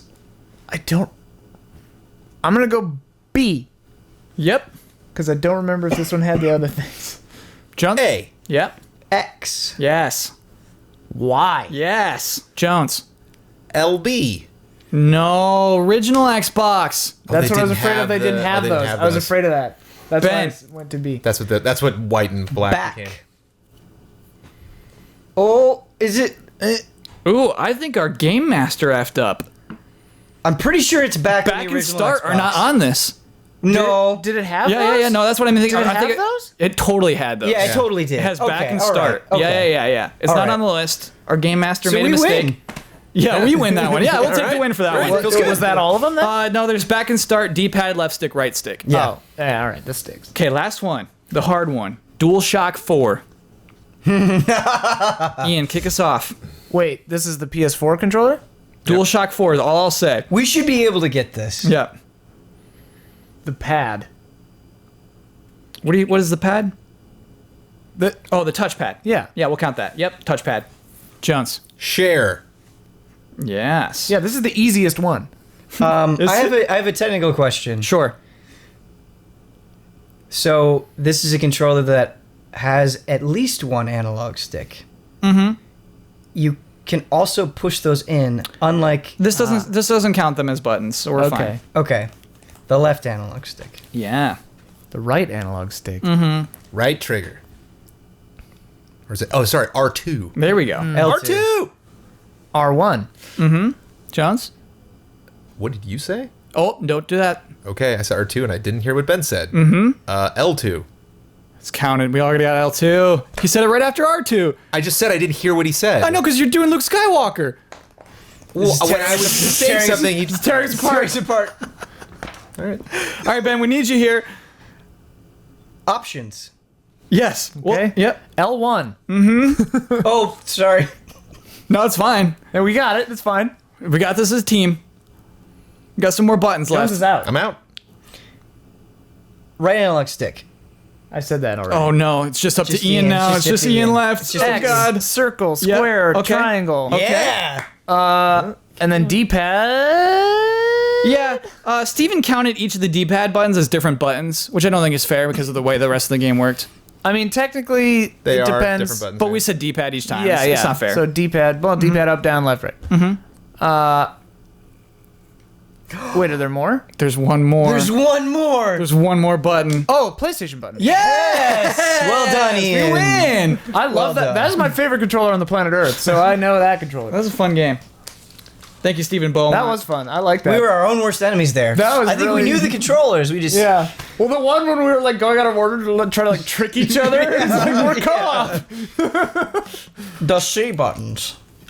I thought there was gonna be something in there like Dreamcast. Jaguar. Yeah. Oh yeah. Engage. 3DO. Okay, let's do another tough one. Let's do another tough one. Okay. Yeah, I'm interested to hear your impressions of this. Hey, allies, I have a question regarding the rapid decline of Kickstarter and crowdfunded video game projects. Let's rewind to 3 years ago when the potential for these games seemed limitless, and so did the money that was coming in. Games like Star Citizen, Mighty Number 9, Pillars of Eternity, Banner Saga all felt like dreams that just needed a little financial help from its fans to become realized. Now, with the recently announced news that video game Kickstarter numbers have fallen considerably, Polygon article link included below, not helpful for the panel today, and the announcement that Steam Greenlight will soon end, it seems that the period of gaming is coming to a close. this period of gaming is coming to a close. What do you think caused the decline? Was it the lofty ambitions that were not met by games such as Broken Age and Mighty Number 9? Has your opinion changed at all since moving from a corporate setting in game trailers to your own crowdfunded project with Easy Allies? I would love to hear your opinion over this, both as video game fans and critics. You guys are amazing and hope you all had great Valentine's Day. It's still going on. The loveliest and most respectful day there is. It's Wednesday now. Oh, it's over. Hope we had a great Valentine's Day. Jones, you like me hanging out of your house all day? Yep. Love and respect. Very romantic. D. Brinson 98. I feel like this is kind of straightforward, but the minute I say that, I doubt myself. Okay, let's see what you kick us off. So you have this new platform that is full of potential, and I think the mobile market is similar to this. So you have because it's so full of potential, it's untapped. So you have everybody rushing in, okay, and then you have big success stories and big failures, like you do with business. That's how it works, and. The thing is those things that were successful are still turning to Kickstarter. They're still making it happen, and they're still meeting those goals. Yeah. Divinity, Original Sin 2, Kickstarter. Pillars of Eternity 2, Kickstarter. Banner Saga 3. Banner Saga 3. Yep. Right. So you're seeing these things that are proven successes. Psychonauts 2, right? Yes. After Broken Age. Or was that on Right. Fig? Yeah, it was on a different. Fig still counts. Right. Yeah, But yeah. yeah. Okay, all right. Polygon's article included Fig, Oh, actually. okay. And so I think you're just seeing a mutating market rather than like this platform is going away. It's just different. It's just not as crowded because this business has naturally sorted itself out. Shenmue 3 can't come out every year. Right. Exactly. I'm curious about that one part of the question. Do you feel differently about crowdfunded projects now that you are a crowdfunded project? No. I know things about the process that I didn't, but like my Yeah. attitude about them hasn't changed. Okay. I'm not like I don't feel better about them or worse. I appreciate it now because I know more about. I mean, our thing is a little different than a Kickstarter too because it's an ongoing situation where like there are moments where I'm like it could all go away, you know, like my entire life could. But like Kickstarter, it's like you make it or you don't. So it's like after 30 days, you know. A friend of mine who ran a successful Kickstarter did say something interesting to me. He said that it was for a video game, and he said that it was Kickstarter is really good for physical stuff, like physical games and stuff like that. It's like stronger now for that, is what he was saying. Oh, like board games. Board games, Sure. because it's like a tangible thing, and you can do it and then just send it. And there you go. Yeah. Whereas with a digital thing and you're doing physical rewards, it gets really complicated, which is that. And I also think that for physical things, the competition is probably a little lower. I don't know this for sure, but I think that I read the article about Steam Greenlight, and they were saying that, one of the original ideas was to keep the market from getting watered down with all kinds of like, kind of just like spamware or whatever. Right. And I think that Kickstarter, anybody can kind of just start a video game on there, and a lot of those won't end up getting funded. Some of them maybe aren't perceived as seriously as others. And then, yes, there are some horror stories about things not going through. And even like the success stories, like Star Citizen has been being funded continuously for years now. Yeah, where's that game? And it's like, the game got to come out. It's on the Amazon Weird New Kai engine now. And it's like, great, I want to play it. And I have played it a little bit. It was like very much early access, but like, yeah. Do you think there's an issue of perception as well in this? Not in the typical sense of, there have been popular Kickstarters that have failed.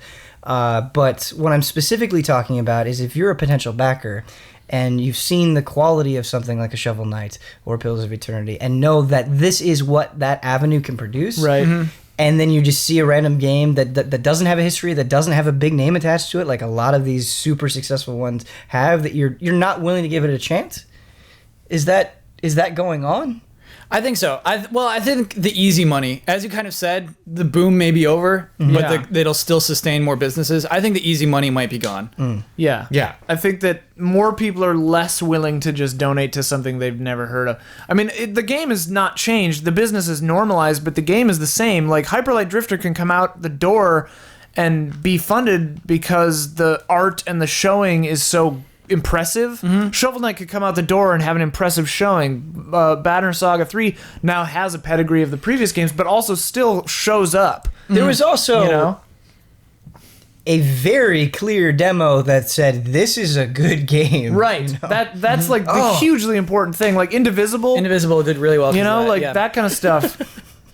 Sorry. What? What's wrong? Just the train keeps a choo-choo. Just shoveling in the coal. Yeah. You know. Yeah. That's how we all talk, man. I say like every 2 words. But I always get frustrated when something comes out, is big, then kind of becomes less popular, and everybody's like, well, we're tired of that, I guess. It's like, or we're at a more realistic phase now of what we can expect from Right, these things. right. And I think that's one of the biggest eye-openers working at Easy Allies is having this fear going into it. How big's it going to be? Because Right. I don't know. You know, like we want it to be big, and is that going to be embarrassing if it's small? You know, we come out at game trailers, we go into something like this, we only bring in like 8K, and it's like, okay, and like, how's that going to compare us to other of our competitors? And like, what do we do to grow? Because I want to be big. We got to be big. And now that we're in it, it's like, this is great. If we have less people tomorrow, I will love those people. If we bring in double those people, I will love those people as well. And I will appreciate it and work for it in whatever size that it is. And so I think that's the goal, is that like you want to approach crowdfunding in a way that when you find out the day that you launch, that is going to set the bar, the goals for what you can accomplish. It's not like it's got to be this. Like, find out what it is. I don't know. Yeah. Like, if you launch a Kickstarter and it doesn't go well, like that's not necessarily bad. You just saw your prospects now. Now you know how big that audience is. What can people get maybe this don't much. know that you're Yeah. planning on doing these things.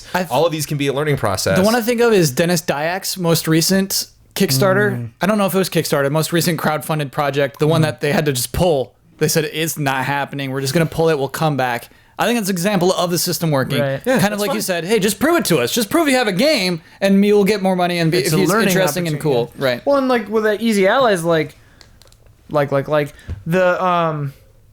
the amount that was funded out the gate was way higher than we even anticipated, and that's allowed us to do the things that we are doing now. If it did decrease, our love would not decrease, Right. but the amount of things we could achieve would. You know, like these numbers aren't just like, hey, we're holding this hostage at this level. It's like we, have to have a certain amount of like whatever to achieve this. And I do think that that's hugely important with things like Kickstarter and that, where sometimes some of these things have bitten off more than they can chew, and like the funding goal is too low to actually maintain and deliver. Oh man, that bums me out so much that when kind of that stuff. happens. Yeah. I do want to, just because I've been able to see the inside of it, scold these internet doomsayers that don't make any sense. That Go on. you know, Which for specifically, who are you talking about? Sure. So when people, Whoa. yeah, I'm getting really mad at myself. Don't do it. It just slips in. It's just a silly game. Goals is just a silly game. but it's good. It's good. I didn't even notice that you'd said, I thought you were It's about what you were it's about like to there's say. this other person inside of me that just is like spitting them out. I don't know what's going on. Anyway, there are exit surveys and we get feedback. Yeah. Right. When people say, I'm not supporting you anymore for X and Y reason, and that's reasonable and expected. That's going to happen. But I also see people that do that and then say it's all over for you. There's this segment of the viewership or the people that are paying attention to us. When we came out, it was like we made way more than we expected. It was this big story. It got attention. Right. And we've been able to remain consistent, but if you read some people's comments, it's like, oh man, this is bound to fail. And I'm kind of getting that sense when people talk about Kickstarter or some other services where, all right, it's not in the news all the time. It's not this big story. It's a functioning machine now. Right. Yeah. Consistency sucks. Right. What have you done for me lately? Right. Right. People want that big thing. They want to dig the into second it. Apple stock always goes, and we're like, it's over. Right. They're done. Apple's Yeah. done. Buy Apple. And they're like, Yeah. Their stock's whoa. only And then like $1,000 a 6 months piece. later, And then you they're get like, these people whoa, that's did you hear what Apple did today? And we're like, yeah. what? I knew it sucked from the beginning. I never bought an Apple phone. I said, calm down. Everything's fine. Yeah. Everything's fine. And I see that mentality a lot on the internet in general, and I think it's silly because it's not based in reality. It's not based on any evidence. Consistency is not bad. It's just not, like Jones is saying, it's just not exciting. I like that. I would so much rather have a sustainable job that I was doing a job that I liked, working with people that I liked, producing content for people that I like, than to be making twice what I'm doing now, be way more stressed, Yeah. you know, have more exposure, have better opportunities. But I'm just like, you know, I'm pretty damn tired as it is, but still. Oh yeah, we're constantly busy, but at least I enjoy doing this. Yeah. That's a fun response to the question. I like it. I want to feed you more positivity. One last one. I don't like to pull the positive ones too much. Every week people write in and say just the sweetest things about us. I don't like to pull it too much on the podcast because I feel that maybe it's a little self-celebratory. So here's the deal. I'm going to read this one to the panel. It's going to make them feel good and everything. We'll do this instead of the Patreon promotion. So we won't do the Patreon plug. We'll just read this. This is all you need right here. We'll just read this one right here. Yeah. When So we're you not go going to you go to patreon.com/easyallies, you will find Yes. We'll just do that. Okay. Hope that's cool. Hey allies, I just wanted to say that I'm super proud to officially have become a Patreon ally. I've always struggled financially as a regular working person, kids, mortgage, bills, and the like, to merit other expenses when it comes to entertainment. My gaming hobby is too expensive as it is. I have been following you guys since the early days of game trailers and was sad to see you guys depart, but was extremely happy to see you assemble in the form of Easy Allies. I recently decided to pledge because in my life, you guys are more than just entertainment. You guys bring, as Huber would say, joy to my life, and I really appreciate the love you guys have for games because it shows throughout everything you give us to consume. Much love and respect from a big fan at Evo4Leo, number 4, Leo. Oh, thank you, Leo. Thank you very much. Wonderful. Yeah, that was the love and Thank you respect so much. segment. Thank you. But it's time for the love and respect to end. It's time for bets. We're talking about next week's bet. We're talking about Halo Wars 2, releasing this Friday. There's got to be some connection here. With Fridays? It's a game releasing on a Friday. It's Friday. It's crazy. February 17th. At this point next week, on our next Tuesday, how many favorites will we see on the most recent tweet about Halo Wars 2 from @Halo, the official Halo Twitter account? Jones. Zero analysis. For some reason, you brought this up and the number 230 just popped in my brain. Whoa. Not a lot. That's going to win. That's going to win. not Zero a lot. analysis is how to win. just- Yeah. Ben, what do you Just got? popped in there. This could look very silly. 562. Too much analysis. Yeah. 312, Kyle. Whoa, 319, Whoa. Ian. We did analysis. Yeah, we did analysis. This is the danger of doing analysis. Let me lock those in. Oh, we're all over the I've got place, a wow. window of, what is that, like 5? Yeah, it's nasty. Let's talk about last week's bets. For Honor released this week. Woo! Just today, even. What we did was we went to start a 4v4 match, and I realized there are multiple 4v4 matches, but at the time we were playing the beta, the only one that we knew of was not Conquest. What's it called? Dominion, thank you. With the standard Viking, we're going to press forward on the Raider. left analog stick and yeah, you're right. The Used first really Viking specific on the language there. left. And press no other buttons. How long until we die? Jones, you bet 45 seconds. Damiani bet 1 minute. Brad bet 12 seconds. I bet 13 seconds. We all had different scenarios of what happened in mind. We include a video at the end of this. You can see this play out. It's a blast. It is great. pretty exciting. It is so fun to watch. I realize a lot of people are listeners. It might still be interesting to listen to this happening. We narrated it. It's fun. It is fun to see what happens when holding the left analog stick for the Raider, travels through the path, keeps going unexpectedly, lives for 38.8 seconds. Jones, you win that bet. Nice. I didn't even know when we did it. What did you say again? 45? 45. What did Damiani say? A minute? A minute, yeah. Yeah. So that brings us to Purple Platypi 1. It sounds like 1 point. That sounds like 1 point. Can I be honest with you? Yeah. I was just waiting for Ian to make a noise. Like a dance recital, yeah. I remember it sounds like a motorcycle, but like a sad and then you motorcycle. say this It's not sad. It's not sad. Sounds like at the next group stream, we need to get yeah. them in a huddle. Yeah. And they need to practice, yeah. Brad's the best at it. By the way, that is reducing 1 point. Wait, what? because of the like potato, Damiani was the last person holding it. So here's the thing, because I'll never do like potato again, I'm going to give Damiani a chance to win that point back next time he's on the podcast. Oh, okay. So wait, sorry, I'm confused. Why did we just lost a point? You lost a point because Damiani was the week. last person holding the like ticket. And those terms were decided at the But beginning. not just now. Yes. We didn't lose Not an just extra. now, no. Okay. I thought we lost a point because we did the sound wrong. No. I was like, It's whoa! fine. It's like, Kyle just hey. goes, nah. You did the sound wrong, but it wasn't low effort. You still tried to we get the tried. sound right. Yeah. Red Eagles 5. How many do we have? 1. Oh. It's off to a crazy start again. Look at John's dance. There are so many of us. How are we all so bad?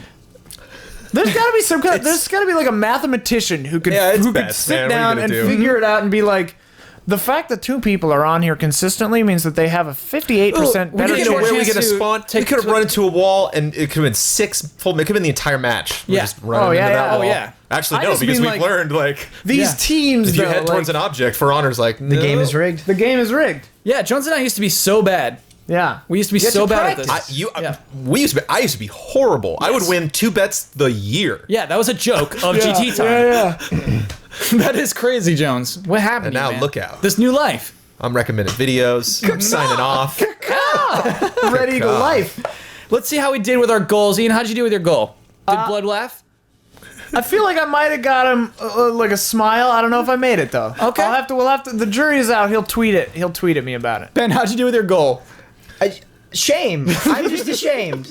I feel really bad about this, but it was a learning experience. Sure. I'm glad that I did it. It was rough, but I'm here. Jones, how'd you do with your goal? I learned I'm gonna do goals more that I'm gonna try to do something and not try not to do something. Oh, cool. I like Because that. I'll be honest, I was not necessarily paying attention. There was I didn't notice there was he a was like saying heavy like, monologue around when we were talking about E3. You got very impassioned. Yeah, that's what happens. Yeah. When I string 4 or 5 sentences in a row, then it starts to derail. Yeah. But if I'm just making one astute comment, I'll think about it. Especially right now, I'm thinking about it super hard. Don't do it, Jones. I could hear it. That's the thing. I felt like last week's podcast was restrained. Yeah. We were stifled Yeah. last week. It was a bad idea. When you told me that idea, I was like, oh boy, This is going to go badly. this is gonna be a I don't real think we were stifled. tight podcast. I think the conversation flowed. Oh, last week. Okay. Last week we This were week stifled. Oh, you weren't there, man. Yeah, it was Yeah. terrible. Okay. We were doing great.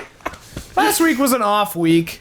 we off week. have Kind off of weeks. across We're the human. board. It was an We're off human week. beings. We got them all. We had a Yeah. bad stream. We were fighting. We had a bad podcast. We were saying like. I did. wasn't here. I think I did okay. I definitely dropped some but I put it in a genuine effort to have better transitions. Yeah. I feel pretty okay about my transitions goal. were Those hot. were marvelous Yeah. segues. I could do better between love and respects. I think that'll be in my next week's thing. Sure. Is I Chain kind of those just together. drop the next one down. Sure. And I'd spend a lot of time. Oh, I think I should maybe pick the. I should just pick one. Yeah. Pick them ahead nobody, of time. Nobody needs to look at a sauce. Look at this. We're just better people now. We're just Yeah. better people now. It's like playing a Souls game. You're better now. You're better now. You're just a better person now. We do have to hand over the microphone to Jones now, though. He gets the right and responsibility to just share his Twitter handle. He gets to promote any Easy Eye videos he chooses. He gets the final word on anything he's disagreed with or simply wants to reiterate, and he gets to sign off with his trademark sign off. Query, Yeah? should we Yeah. mention the thing that we mentioned at the end of the stream? Oh, yeah. Okay, cool. Okay, cool. I will be mentioning that in my sign off. Can I go? Please. Are you ready? Hi, everyone. You can follow me at Trailer Jones. I would like to recommend strongly a show which has recently come back called Don's Discount Gaming. Yes. I have been producing videos for the web for a long time now. Yeah. More probably longer than I've been doing really anything else. Well, I consider myself talented in various regards. I've done a lot of voiceover. I think I'm a good editor. Yeah. I'm fairly competent when it comes to setting up cameras and being on camera and speaking and stuff like that. Yeah. I couldn't make that show. I couldn't imitate that show. I don't think any of us I could. just don't even. It's just crazy to see this guy stroll up, all nice, considerate, patient, and then just make this show that just has so many layers of humor in it and jokes. I'm just like, does Don even know how funny that is, or is he just talking? I And don't he know. does. No, I he can't absolutely knows how funny it is. He's a That's the genius. frustrating part. Don is a genius. It was last week's episode. I realized he might be one of the best writers among us. Oh, yeah. Oh, yeah. But if he does too much, it might go away. You know what I mean? Like, I don't want to tell Don to do anything. I just Yeah. kind of want to. Nobody tell him. Just stay. Yeah, just stick around. I don't want Don to hear this. Well, that's the you know thing. what I mean? He knows. He doesn't need us. He knows exactly how good that is. He does not need us. Does not need He knows how good that show is. He doesn't care. So we have new episodes going up. They will be going up after our group streams this week, Tuesday nights. We're premiering those live? We are premiering those live during our group stream at the end of the show. But right now, if you have not checked in with Don's Discount Gaming in a while, you got 2 fresh episodes on the channel. They're both amazing. Tonight's was really good. Last week's, though, just emotionally affected me. Like, just even the camera tricks and stuff, it's just... He'll do a thing in editing, and I'm like, there's no way I would do that. Have the patience to do that. And I work harder in my videos than I probably should. He keyed out the sky in this keyed out the episode, sky. just kind of for fun. And even though like a blue line still existed around him, it was gorgeous. Wasn't it was a just, it was like fantastic this, it was just this beautiful fuzzy little blue halo surrounding the gorgeous man that is Don Casanova. So yeah, go check that video out. E3 is amazing. Ooh. I think we need E3. It bothers me that people have a negative issue about E3. There's lots of negative stuff about E3. There's lots of negative stuff about let's all, get together and get drunk and pat ourselves on the back. But the thing about E3 that makes me feel, I'm going for just a moment now, that makes me feel really happy about video games, makes me feel really sad at the same time, is I will get in my car and I will drive home from the convention center and I will turn on the radio and some random guy on the news is talking about video games. Like, oh my God. Yeah. Oh my God. Some dude who's typically talking about politics or sports or all of the other things that are accepted in US and world culture as cool and worthy of talking about. Games is just not one of those. It's just like, oh, a game happened, well, the game people will talk about it. But if I'm going to do an entertainment report on the news, it's television, it's film, it's it. Like, I'm talking about theater. Music. Yeah, if there's like a music award show, yeah. Gaming awards, no. Like Eyewitness News in no state will cover that. And E3 is the closest we can get to that. It's the one time, like, yes, let's all get together. Let's all show what we're doing. So, like, there is that part of me that's like, hey, let's everyone in the neighborhood, we'll all get together at the bake sale. And EA's like Marge, that's like, you can go to my house and buy my cookies if you want. It's like, Marge, just bring your cookies over to here. We'll all lay them out on this state. Like, I'm going to do it at my house. Like, okay, like, but as long as you're coming in for the bake sale, come on over to my house. Like, well, great, thanks. Thank goodness we're having this huge event that you can have your little separate event at. Isn't that convenient that we had this thing that's been established for 20 years that everyone's going to show up to anyway? You're going to be like, well, whatever you do, turn around before you walk into it and go over there and hang out with us. It's like, come on, So it just, I encourage this industry to gang together and to make E3 bigger and better every year, because this industry and this hobby deserves to be mentioned more in popular culture than it is. And I think E3 is a good way to make that happen. That is a future I want, thanks to E3. Cheers. What about the other thing? What did I did handle? And, oh, sorry. I will cheers again. Okay. Retcon cheers. Wait, the podcast is still going? The podcast is still going. Oh, wow. I still have Coke left in my mug. Great, okay. On March 21st, 2017, at the Attic on Hollywood Boulevard, we will have a show we are entitling Easy Allies in Concert. This will be our 1-year anniversary. It'll be our second really big official meet and greet. We will have tickets going on sale soon. We'll have more information about that on patreon.com/easyallies. So you can get that information a little bit ahead of time if this is an event that you really need to be at and you want to get on top of those ticket sales. But there's some official information about that. Actually, the venue, doors will open at 7 p.m. March 21st, Tuesday, at the Attic in Hollywood. It's very fun, Jones. Thematically, we're back there again. We don't know how many tickets we'll sell, and we have no idea how good the show will be. Yeah. That's so fun. It's another huge unknown we're about to undertake. I can't promise we're all going to work our asses off to make this show fun. Yeah. But try very hard. Easy that's the fun thing about live theaters. You don't know. I believe Nobody in us. really knows. I believe in us too. I think we'll pull it together, yeah. And I believe in you too. Cheers.